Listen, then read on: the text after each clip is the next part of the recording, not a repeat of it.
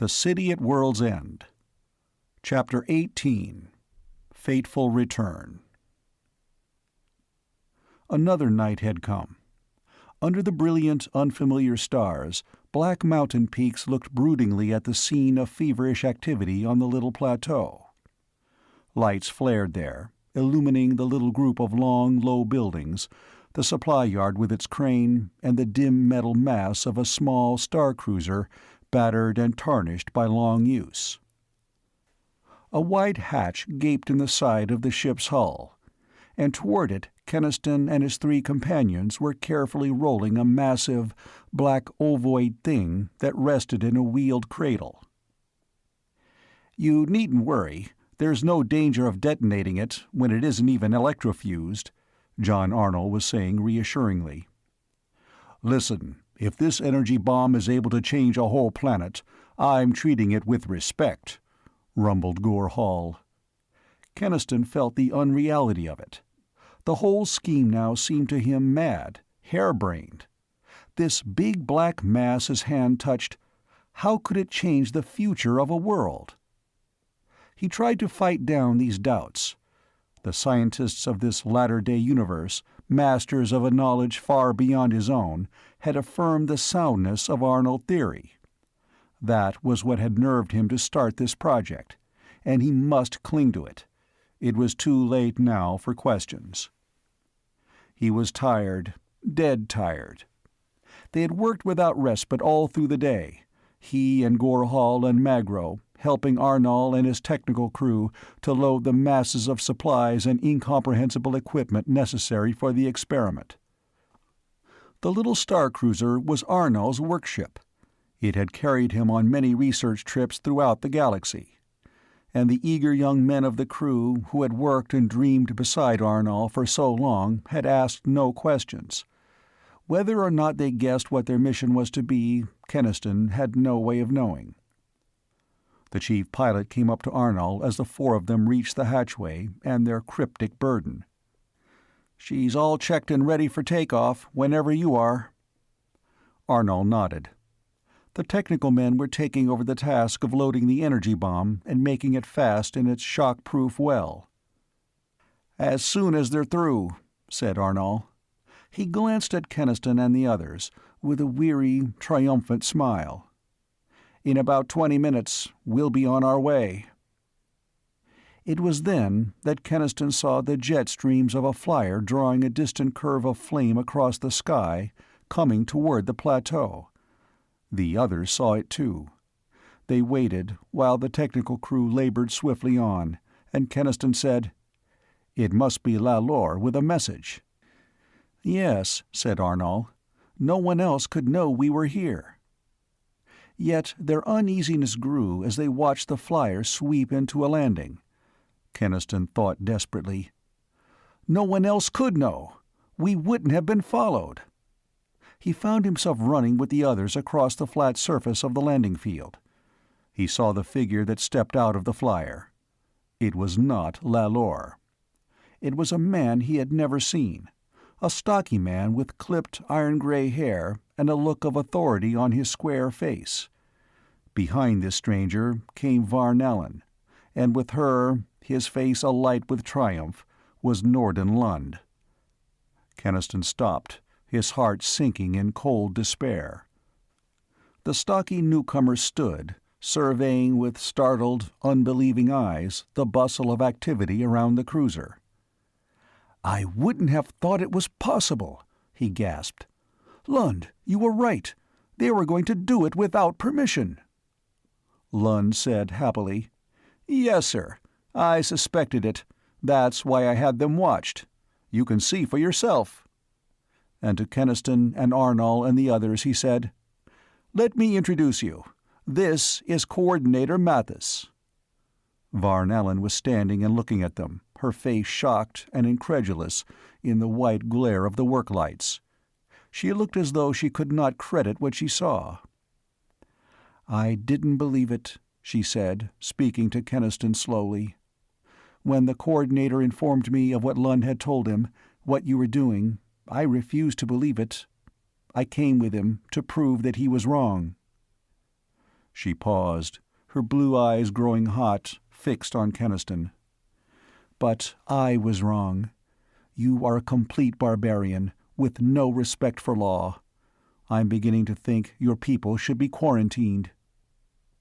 Mathis, the coordinator, was looking grimly at John Arnall. "You've gone too far this time, Arnall. You know the penalty for breaking Federation law, even if this Keniston hasn't learned it yet." "Arrest," said Lund softly. "Arrest and exile for all of them. I hope, sir, you will remember that it was I who exposed this criminal plot after my superior had shown open sympathy for the criminals." "I will remember it," Mathis said crisply. "Now, advise Vega Center of this situation at once." Lund turned to go back to the flyer. Its radio televisor, Keniston knew, would put him into instant contact with the government center. He sprang forward in running strides. He caught up to Lund. With one hand on the man's shoulder, he spun him around. With the other, he smashed a driving blow at Lund's jaw. Mathis recoiled, horrified by the violence. Varn Allen ran toward Keniston as Lund struggled to get up. "Get back, Keniston," she ordered him. "You're not on your barbaric world now. You can't—" She had no chance to finish. Lund came up fast, drawing a small glass weapon from his pocket. He had foreseen Keniston's reaction sufficiently to come armed. Gore Hall's great furry shape loomed up behind the sub-administrator. One huge paw caught the hand with the weapon. The other arm went around Lund's body and lifted him in the air like a child. His powerful fingers tightened. Lund dropped the glass weapon. "Let me go," he gasped. "I order you." "You might have killed someone," Gore Hall rumbled, and shook Lund until his teeth rattled. "You have no orders for me, little man." He looked around, still holding Lund. "What now?" Mathis said, a little shakily, "I demand, in the name of the Federation—" Nobody paid any attention to his demand, and he stopped. Arnall had come up. There was an iron set to his jaw now. "We are already liable to penalties for what we have done. Arrest and exile. They can't do much more to us if we go through with it. Are you still game?" "Yes." Keniston looked at Varn Allen and Mathis. He said regretfully, "I'm sorry you two came. You'll have to go with us now, you and Lund. We can't leave you behind to spread an alarm." Her eyes met his coldly and steadily. "It will do you no good. Our disappearance and yours will be noticed very soon." She said nothing more. She glanced once at the flyer, and then at the men around her, and at the fleet Magro. She did not try to escape. Arnall had turned to face his men. He told them, "You are not responsible for my plans, and you are not yet under any penalty. Therefore, you are free to decide now whether or not you will go with me." The chief pilot stepped forward. He was a tall young man with a reckless grin and eyes that were not given to showing fear. "I've sweated this tub across the galaxy too many times to quit now," he said. "I don't know about the other boys, but I'm going." The others, technicians and crewmen alike, shouted assent. "We've worked too long and too hard to throw this chance away. We're with you, Arnall." Arnall's dark eyes suffused with a mist that was very much like the tears of gratitude. But his voice rang out like a bugle, crying, "Then prepare for takeoff. The government ships will be after us as soon as the Coordinator and Varn Allen and Lund are missed and traced." Men began to run toward the star cruiser. Keniston went with them, holding tight to Varn Allen, with Gore Hall coming after with the squirming, protesting Lund clutched in his great arms. Magro brought the pale-faced Mathis, who neither spoke nor resisted. The hatches were shut. The airlock valves clanged into place. As he followed Arnall along a narrow passageway, Keniston was aware of the swift, ordered confusion that seethed throughout the ship. Warning lights flashed on the bulkheads. Bells rang. Somewhere, Deep in the bowels of the cruiser, machinery jarred into life, settling into a steady humming. Arnold thrust open two doors that faced each other across the passage. Indicating one, he said, "I think this is the most comfortable, Administrator Allen. You'll understand if we keep the door locked." She went inside without a word. Lund and Mathis were thrust into the opposite cabin, the former still snarling threats. Arnold glanced at the warning lights. "All set," he said. "Come on." In the cruiser, Keniston sat dazedly through the last taut seconds of preparation, feeling all his weariness collapsing upon him. Then a bell rang, and the little ship went smoothly skyward. There was little sensation of the tremendous acceleration, any more than in the Thanos. He had learned by now of the elastic force stasis that gripped everything in a starship to temper acceleration pressure. As in a dream, Keniston listened to the banshee scream of atmosphere past the outer hull. Then through the port he saw the great cloudy bulk of Vega 4 falling away with slow majesty. And then the sky was gone, replaced by the depthless black vault of space that was hung thick with loops and chains and pendants of blazing suns. He became aware later of Gore Hall's big paws shaking him gently. "Come on, Keniston, you're nearly out. Time to sleep." The big Capellan bore him away bodily to a cabin, and rolled him into a bunk. He woke hours later, feeling rusty and still tired from the strain of the past days. He looked out. The cruiser was in deep space now, droning steadily across the mighty gulf that separated it from Earth. Keniston felt an involuntary thrill. This voyaging in the great interstellar deeps was getting into his blood. He stuck his head in the bridge and found Magro there with the chief pilot. "I've been listening with the visor operator," said the Spican. "There's been no alarm yet back there." "But there will be when they find all of us gone." "Yes, and control ships will be after us like hounds. We're not going to have much time on Earth." Keniston was silent. Then he asked, "Where's Arnold?" "You'll find him down in the bomb compartment." As Keniston groped his way down a series of ladders into the compartment where the great bomb brooded in its well, that troubling doubt rose again within him. Until now, the swiftness of events had crowded it down. But now it seemed suddenly fantastic that he should pin the hopes of Earth's last people to this black thing. It had only been tested once, and that test had ended disastrously. But John Arnold sat there in the dim light and smiled, a happy, peaceful smile. "I've been admiring my child, Keniston. That seems silly, doesn't it? But I put most of my life into that thing. I've waited, how long I've waited. And now, in a little while—" His gaze dwelt fondly again upon the black metallic ovoid in its cradled pit. "It is a dream, and it is half a lifetime of toil, and it is a power that will revive a world." Keniston cried, out of his haunting doubt, "Can this bomb really rekindle Earth's interior heat? How?" Arnold said, a little helplessly, "I know the uncertainty that must oppress you. I'd like to explain my equations.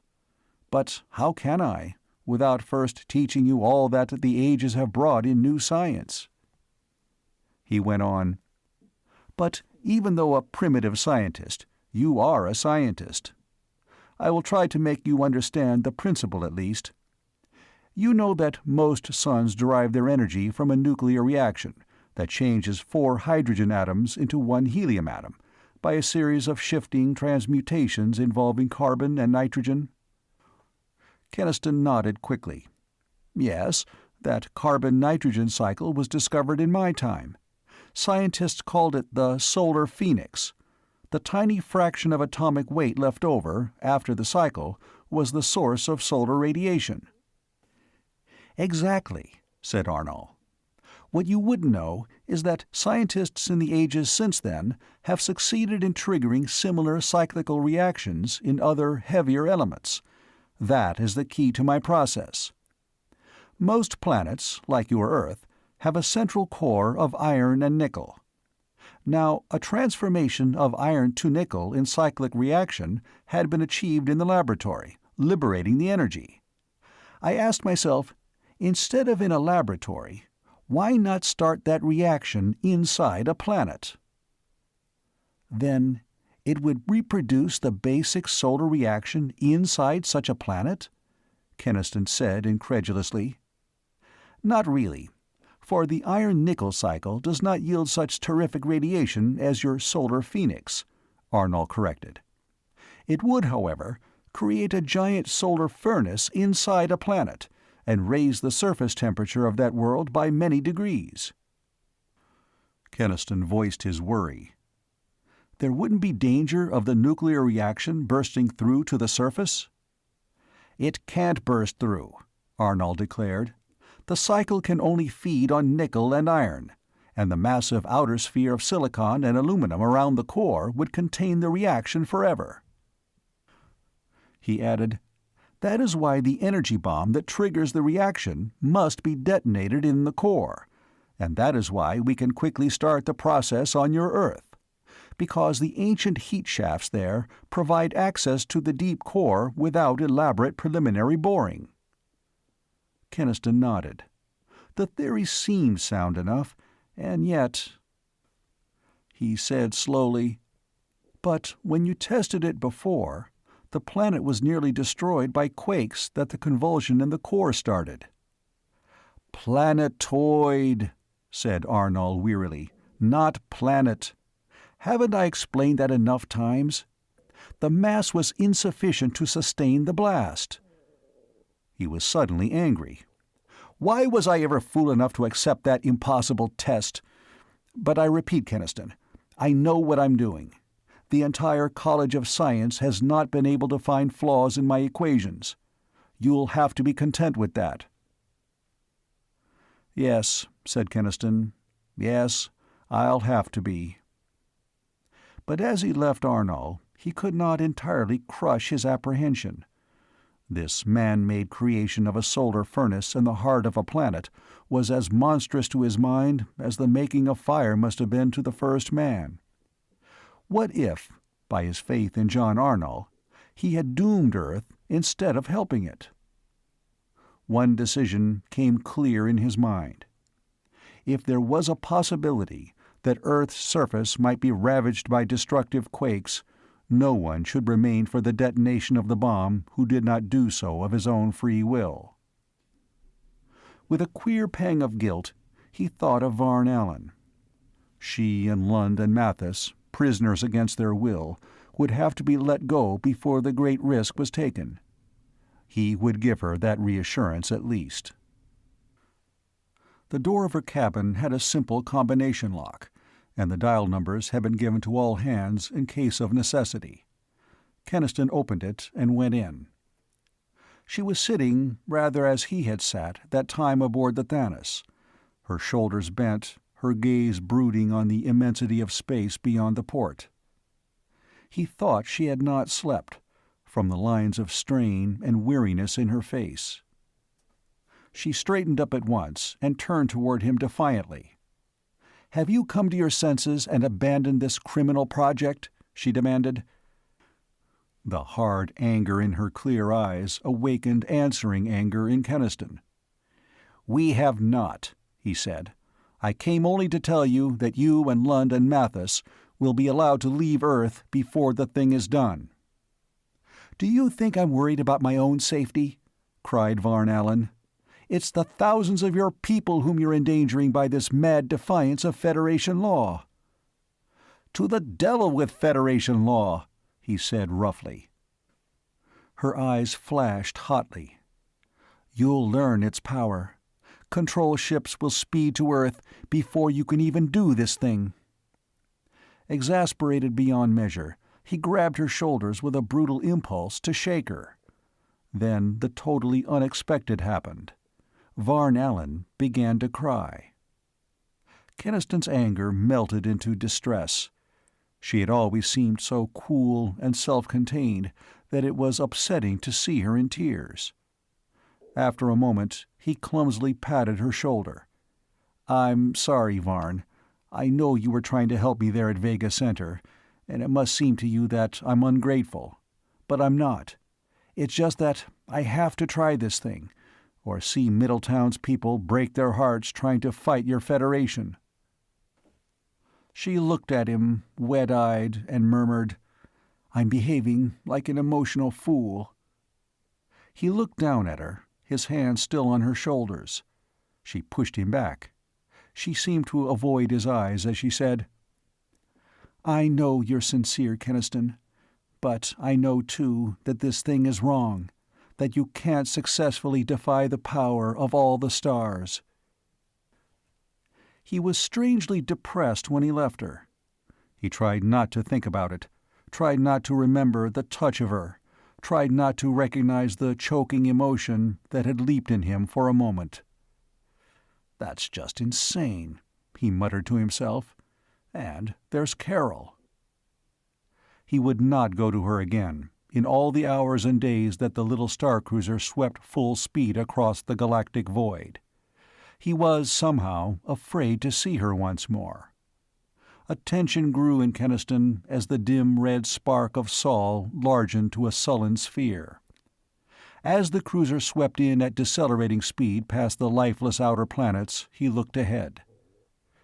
"We must work fast once we're there," John Arno was saying tautly. He, too, was showing the strain. "Already Federation ships must be on their way here to stop us."